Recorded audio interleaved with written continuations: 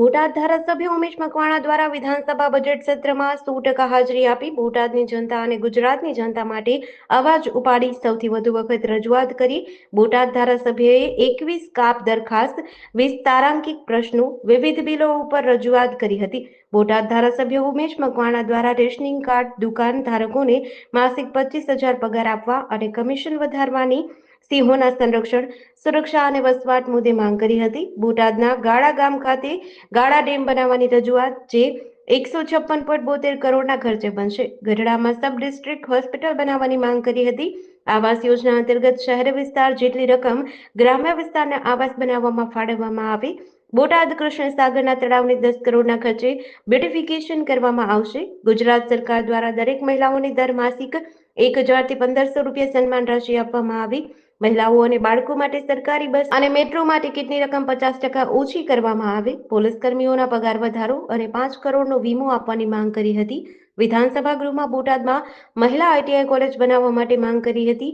બોટાદ જિલ્લાના લખડકા ગામ ખાતે 220 kVનું સબસ્ટેશન 13,954 લાખના ખર્ચે બનશે. બોટાદ ધારાસભ્ય ઉમેશ મકવાણા દ્વારા કરેલ રજૂઆતની સફળતા મળી હતી.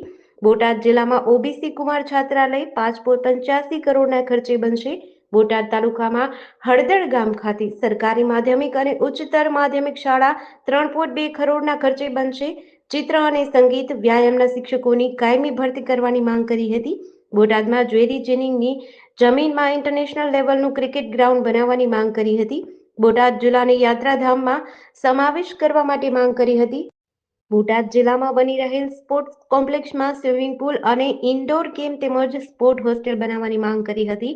જિલ્લામાં લેવલનો એસટી ડેપો બનાવવાની માંગ. બોટાદ જિલ્લામાં જિલ્લા લેવલની GIDCમાં ટાટા, રિલાયન્સ વગેરે જેવા મોટા ઉદ્યોગો લાવવાની માંગ કરી હતી.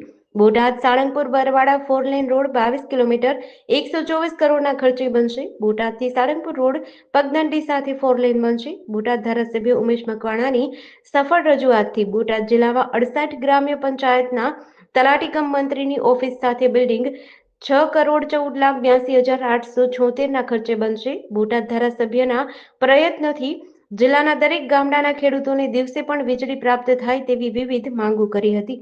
JDC ન્યૂઝ સાથે ચિંતન વાગડિયા, બરવાડા.